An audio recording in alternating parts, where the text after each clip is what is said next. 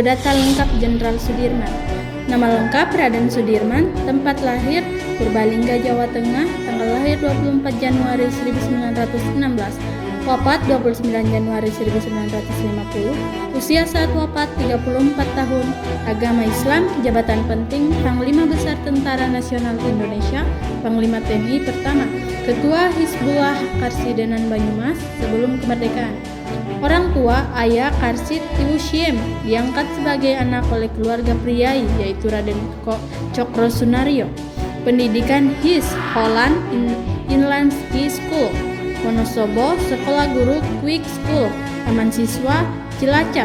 Riwayat organisasi dan karir, anggota aktif Kepanduan Hizbul Watan, guru di Sekolah Taman Siswa, Komandan Batalion Petah, Pembela Tanah Air, Panglima Divisi P Banyumas, Panglima Besar TNI 1945-1950.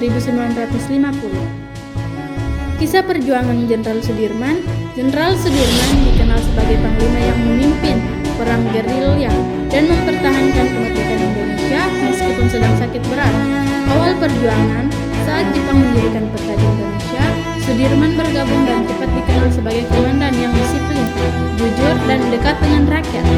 Kepala Jepang pun menghormatinya karena sikap kepemimpinannya. Setelah Indonesia merdeka, proklamasi 17 Agustus 1945, Sudirman segera membentuk Barisan Keamanan Rakyat. Ia memimpin pasukan bersenjata Jepang di Banyumas. Karena jasa besarnya, ia diangkat menjadi Panglima Besar TNI pada usia 29 tahun, salah satu panglima termuda di dunia. Agresi militer Belanda 1 dan 2. Pada agresi militer Belanda 1, 1947, Sudirman memimpin pasukan mempertahankan wilayah. Namun puncak jasanya terjadi di agresi militer Belanda 2, 1948. Belanda menyerang Yogyakarta dan menangkap tokoh Republik Indonesia saat itu. Sudirman sedang sakit TBC berat, dokter menyuruhnya beristirahat, namun ia menolak dan tetap memimpin perang. Dengan tubuh lemah, ia diusung dengan tangguh oleh pasukannya. Berjalan menembus hutan, gunung, dan desa selama 250 hari, menjalankan strategi perang gerilya dan membuat Belanda kewalahan, menunjukkan kepada dunia bahwa Republik Indonesia masih ada dan tetap melawan. Perang gerilya ini membuat Belanda akhirnya bersedia berunding dan mengakui bahwa Indonesia kuat serta merdeka. Akhir hayat, Sudirman wafat pada 29 Januari 1950, hanya beberapa bulan setelah Belanda mengakui kedaulatan Indonesia. Ia dimakamkan di Taman Makam Pahlawan Kusumanegara, Yogyakarta.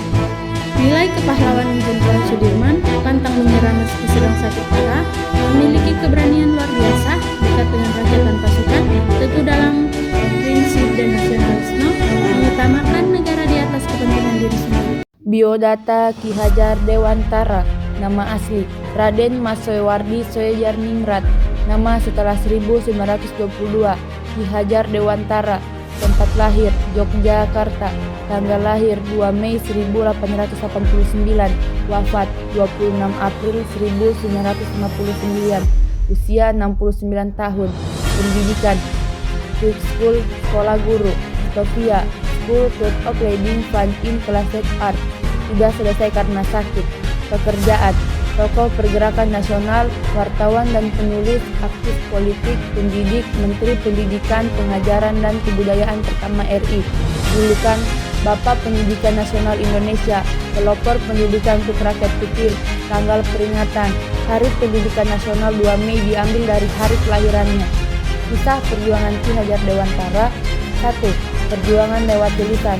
Sebelum dikenal sebagai pendidik, Ki Hajar Dewantara adalah seorang wartawan. Ia menulis di berbagai surat kabar seperti Sei Tomo, The Express, dan Tesan Hindia. Tulisan-tulisannya kritik keras terhadap pemerintah kolonial, terutama ketidakadilan kepada rakyat. Tulisan paling terkenal adalah Als ik een Nederlander was, seandainya aku seorang Belanda. Tulisan ini membuat pemerintah Belanda marah karena dianggap penghasil rakyat. Akibatnya, dia ditangkap dan dibuang ke Belanda bersama Douw Westdekker dan Philip Toth Mangoenkoesoemo. Tiga tokoh ini dikenal sebagai tiga serangkai. 2. Pembuangan ke Belanda yang mengubah hidupnya. Di Belanda, Ki Hajar justru belajar hal penting, ilmu pendidikan modern. Ia belajar sistem pendidikan yang memerdekakan manusia, terinspirasi dari teori-teori pendidikan Eropa. Di masa inilah ia mulai menyadari bahwa pendidikan adalah jalan utama menuju kemerdekaan bangsa. 3. Mendirikan Taman Siswa pada tahun 1922. Setelah kembali ke Indonesia, Ki Hajar Dewantara mendirikan perguruan Taman Siswa pada 3 Juli 1922 di Yogyakarta. Tujuannya untuk membuka pendidikan untuk rakyat kecil, menghilangkan sistem kolonial yang diskriminatif, menumbuhkan rasa kebangsaan melalui pendidikan. Ia menciptakan semboyan pendidikan terkenal, Ing Marsa Sung Tulat, di depan memberi teladan, Ing Madya Mangunkarsa, di tengah membangun semangat, Tuturi Handayani, di belakang memberi dorongan.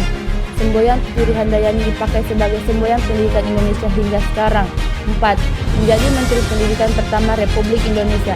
Setelah Indonesia merdeka, Ki Hajar Dewantara dipercayai menjadi Menteri Pendidikan, Pengajaran, dan Kebudayaan pertama. Ia menata dasar pendidikan nasional yang menekankan kebebasan berpikir, budi pekerti, identitas kebangsaan, akses belajar untuk semua rakyat. 5. Warisan abadi. Warisan terbesar Ki Hajar Dewantara adalah pemikirannya bahwa pendidikan harus memerdekakan manusia, bukan menindas. Ia kini dikenal sebagai Bapak Pendidikan. Soeharto lahir pada tanggal 8 Juli 1921 di Kemusuk, Yogyakarta, dan wafat pada 20 Januari 2008 di Jakarta. Ia adalah Presiden Indonesia yang kedua, menjabat selama 32 tahun dan dikenal sebagai Bapak Pembangunan. Perjuangannya dimulai dari karir militer sejak zaman Belanda. Berpartisipasi dalam serangan umum 1 Maret 1949. Memimpin Komando Mandala Pembebasan Irian Barat, hingga memimpin Orde Baru dan menstabilkan ekonomi nasional. Awal karir dan perjuangan kemerdekaan. Soeharto memulai karir militernya di KNIL pada tahun 1942. Setelah Indonesia merdeka, ia bergabung dengan TNI dan aktif dalam sejumlah operasi, termasuk peran pentingnya sebagai komandan dalam serangan umum 1 Maret 1949 di Yogyakarta. Ia juga memimpin operasi militer untuk pembebasan Irian Barat pada tahun 1961. Stabilitas dan pembangunan. Selama masa pemerintahannya, Soeharto memfokuskan pada stabilitas politik dan pembangunan ekonomi. Ia berhasil menstabilkan ekonomi, mengendalikan inflasi, dan menjalankan program pembangunan yang fokus pada stabilitas, pertumbuhan, dan pemerataan.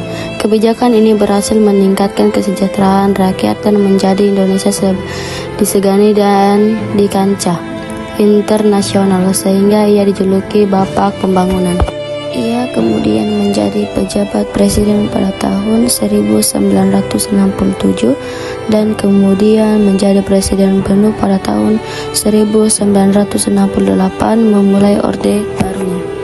Kembali ke dunia politik, Soeharto lengser dari jabatannya sebagai presiden pada tahun 1998 akibat gelombang aksi reformasi. Setelah pensiun, Soeharto dianugerahi gelar pahlawan nasional atas jasa-jasanya bagi bangsa, meskipun ada kontroversi mengenai masa pemerintahannya.